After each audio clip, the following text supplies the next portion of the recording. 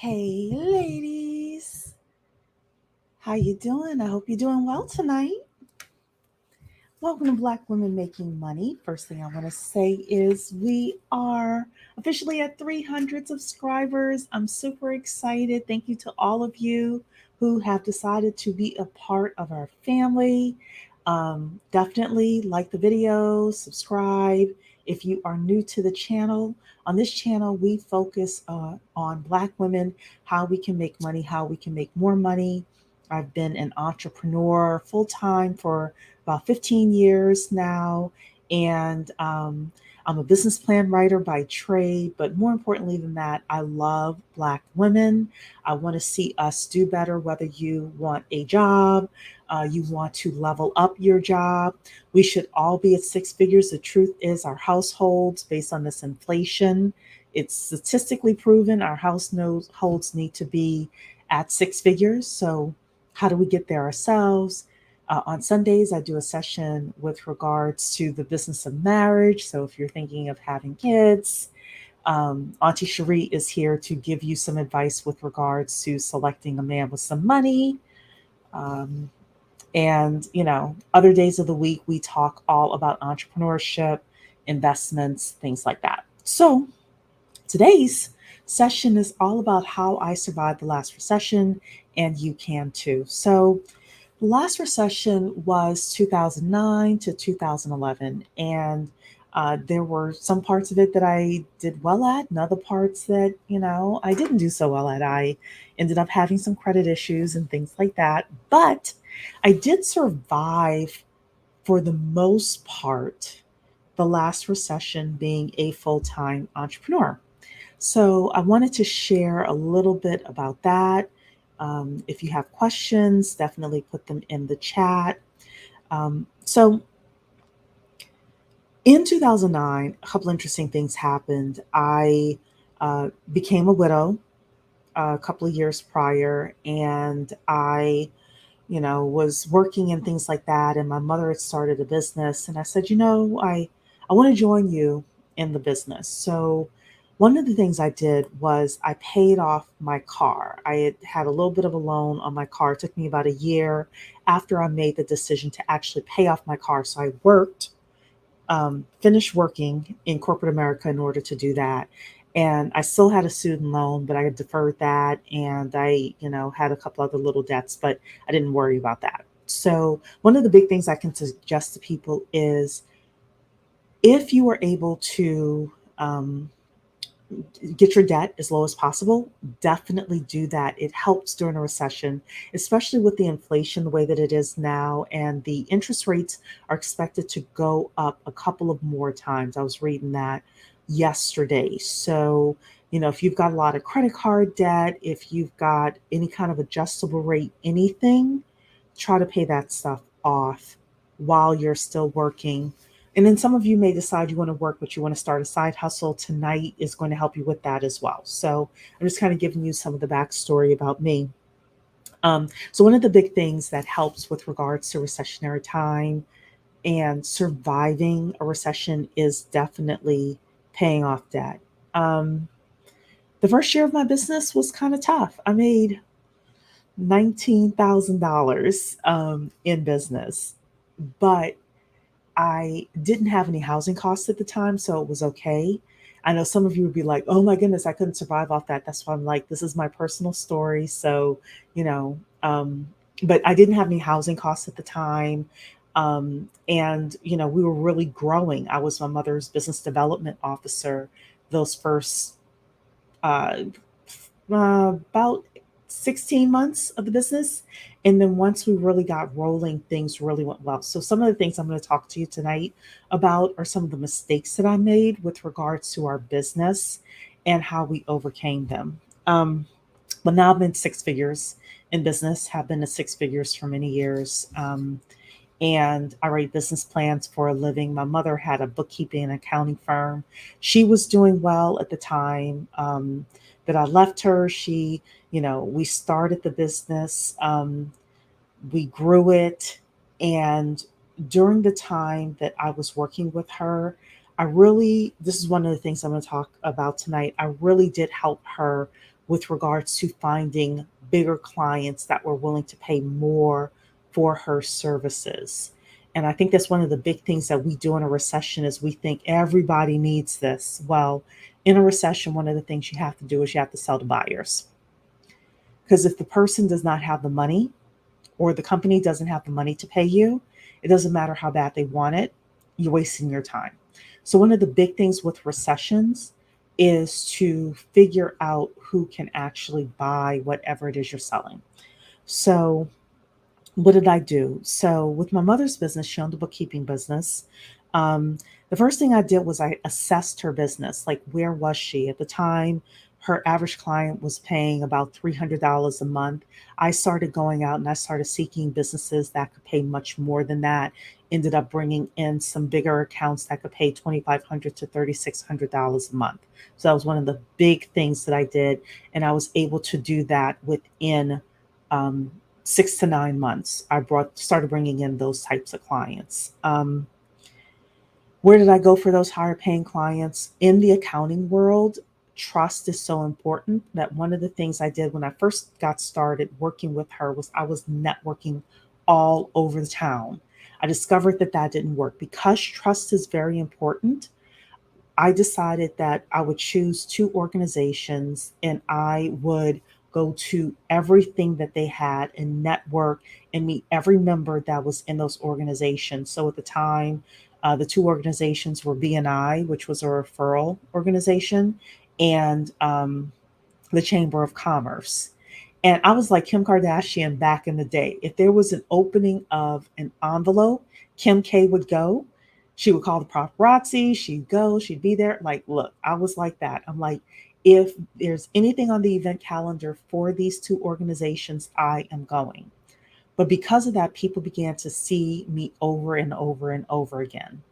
And about a year and a half into me doing that, we were at the chamber event. I'll never forget it. My mother came with me, and usually she doesn't come. She didn't come with me at the time to networking events, but she came to this one. And this woman runs up to us and she says, I know you. You're the QuickBooks ladies, because my mother's business name was Carolyn Does QuickBooks. So she comes running up to us. I didn't know her. My mother didn't know her, but she comes running. You're the QuickBooks ladies. And I was like, we've done it. We had officially arrived. When you have people coming to you in droves saying, I know who you are, I want to do business with you, that is when you know that your business is going to be successful. So, um, another thing that I did back in the day in the 2009 recession was I responded to prospects immediately. I speak to prospects today for my business plan company who tell me I'm the only person that called them back. I have a rule in my business that I respond to prospects within one business day. For some of you, you need to respond within a couple of hours. There are some people who can respond in a couple of days. But I would suggest whatever your rule is for your business, that's what it needs to be. For me, one business day works. Um, the types of prospects that I work with are okay with me calling them back within one business day. About 3 or 4 years ago, I was able to call people back same day if they had called me before like 4 p.m. These days, my schedule is a little bit more hectic, but you have to decide what your rule is going to be. Whatever it is, the number one reason that people do not make as much money as they can is because you're not calling your prospects back or emailing them in a timely manner or something like that, some sort of way where they are getting the responses that they are looking for. The bar is super low, ladies. Another thing that I did back in the 2009 recession is, professionalism is everything. Professionalism in every step of the process. So one of the things I'm going to show you tonight in my um, PowerPoint for you is a little bit about that. What do I mean by the customer journey? So I'll give you a great example. My stylist, hairstylist, I know it looks like I don't have one based on the way my hair looks tonight, but I go to her. I've been begging her for an online booking system since I've been going to her 3 years. She finally got it. finally got her online booking system? Or do we have things in place so that it's easy for people to do business with us? And I'm going to go into that a little bit more um, as we progress this evening. But professionalism is key. It really is. Um, and then again, we were able to grow that business well into the six figures within 18 months. So, what I'm going to do is, show you 7 things that I think you should know with regards to growing your business during a recession. So, first thing, first thing is you got to take inventory. You got to take inventory of your time, first of all. Are you wasting time? There are some people on YouTube that are spending 8 hours on a live stream talking about relationships, men, women, what people are doing, what people ain't doing. If you are trying to grow a business during a recession, really being very, very protective and guarded of your time, because this is a recessionary time. People are spending less money. So you will have to um, have more conversations with people, and you will have to have more focus in order to make it. But yeah, definitely take inventory of your time. If you're working full time and you got the kids and you got a husband and you got all these other things going on, you do need to schedule time to have your business and actually um, have your business working for you. You don't need a lot of time. There are some people who can work 10 hours a week in a business and do very, very well. So, but number one is you got to take inventory of your time. Number two, you got to take inventory of your skills. What are you good at? One of the big things that I see people try to do is they will get into an industry that they know nothing about. So they're new to business and they're new to whatever skill it is that they have to perform. That is, I've only seen very few people actually make that work. That's a recipe for disaster. Number three, you got to take inventory of the target market that you are going after. What are you selling? Who are you selling it to? And do those people want to buy? I didn't say, do they need to buy? I said, do they want to buy? Do they want to buy from you? Can they afford to buy it at all?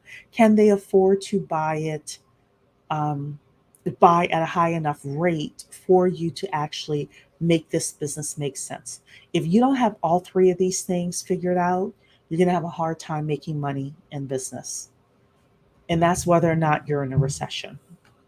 So, number one thing you got to do is inventory. Number two, you got to know your numbers.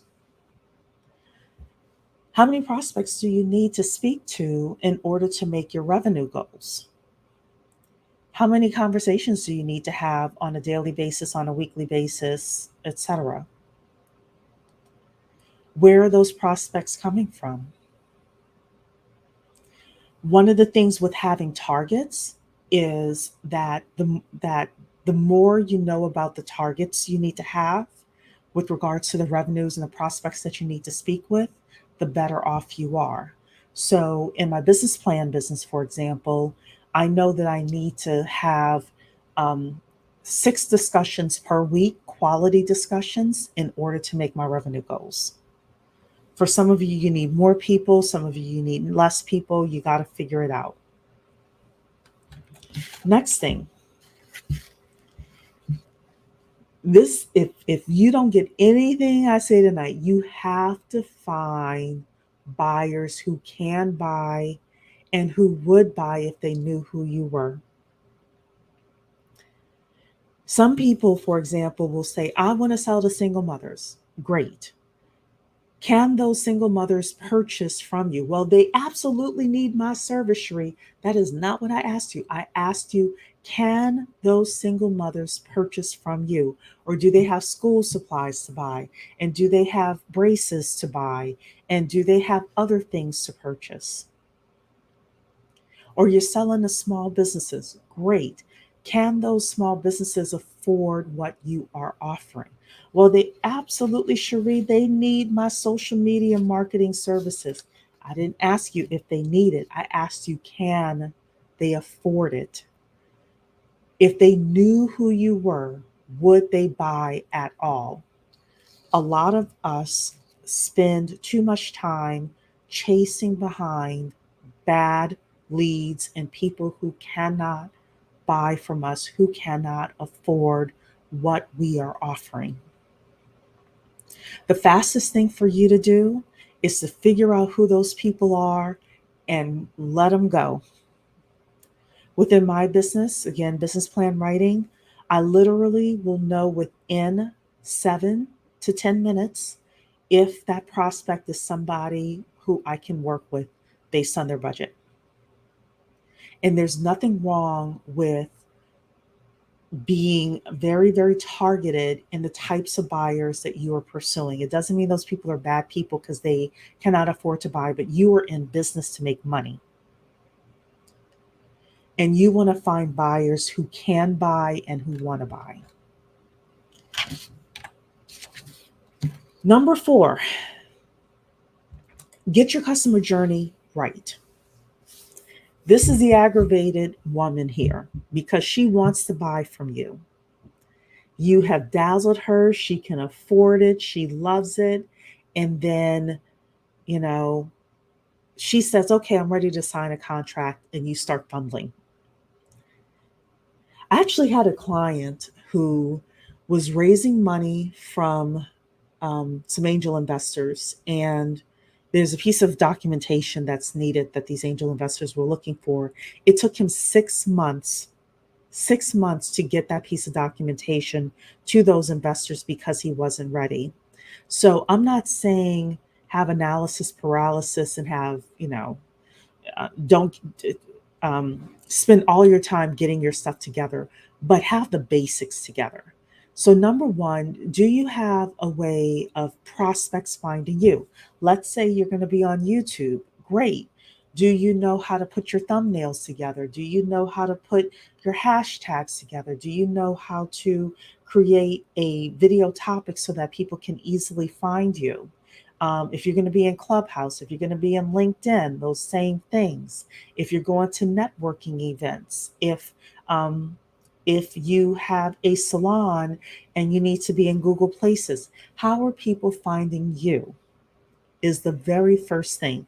If they cannot find you, you're not going to get the call. You're not going to get the email lead. People are not going to be able to give you money. So that's the first thing. Second thing is, how do they get on your email list or your text list or whatever it is so that you can communicate with them? Ladies, I'm going to tell you this. There are a whole lot of people who have businesses that are on YouTube. And if YouTube decides to take their channel off the air, then they have nothing. They're starting from zero. That is a very bad place to be. The other thing is, it's statistically proven for every dollar you invest in an email list, you usually get $42 back, anywhere from $38 to $42. My suggestion is get an email list. You're talking to people, they go on your list of prospects. Number 3, how often do your prospects hear from you? And how do they hear from you? I used to do this thing called Money Monday. And what I would do is every prospect that was in my database, I would reach out to them on Mondays. Hey, how you doing? Do you still need a business plan? Is there something I could help you with? Making money well, I won't say hand over fist, but I made good money. Let's just say that from doing that. I could have made more money if I had the support staff I need, but that's another topic. Um, if they're ready to sign up, do you have your contract ready? If somebody says, hey, Cherie, I'm ready to sign up with you. You have convinced me. Are they going to have to wait 6 days for you to pull your contract together? Or do you have your contract ready and does it look professional? At least have that as a basic setup. Do you have a way for people to pay you outside of Cash App? Not everybody uses Cash App. Do you have a Stripe account? Do you have a PayPal account? Do you have Zelle? Do you have other ways of people sending money to you? And do you have a way of being able to connect the payment to the contract being signed and kind of know, hey, everything is here before I can start working with this person? What's your onboarding process? When someone says, okay, I paid you, then what? Do you have a questionnaire that you send them? Do you have a time and date that you talk to people and um, you onboard them? What's the process of them coming on? Or do you take their money and they never hear from you, or they don't hear from you for days? And then how do you get referrals and testimonials? That's the lifeblood of any company, is to be able to get those referrals, those testimonials after you've done a good job, once they love you, they're excited about you, etc. I would suggest you take some time and really think about the user experience and the customer journey, and making sure you have those big things in place so that you look organized. Next thing, step number 5. You got 7 steps here. I'm on step number 5 already. Schedule time for prospecting. 70% of your scheduled work hours should be actively in front of prospects until your calendar is full. So, a lot of people, let's say they work 10 hours a week on their business. They will work 10 hours a week on their business, and 9 hours is doing frivolous stuff. That's going to change. If you're working on your business 10 hours a week, then 7 of those 10 hours should be in front of prospects. So, what does that mean? That means if you're doing a lot of social media in order to get in front of prospects, then you're spending 7 out of those 10 hours either doing live streams, you're in clubhouse rooms actively engaging with prospects, you're on LinkedIn actively engaging with people, you're at networking events actively engaging with people. This is so vital. If you are not talking to enough prospects, you will not survive in business during a recession. You may survive during good times, but it's a lot harder to do. So, the other thing I will say to this is, as your calendar gets full, never, ever, ever, ever, ever spend less than 25% of your time in front of prospects and doing marketing.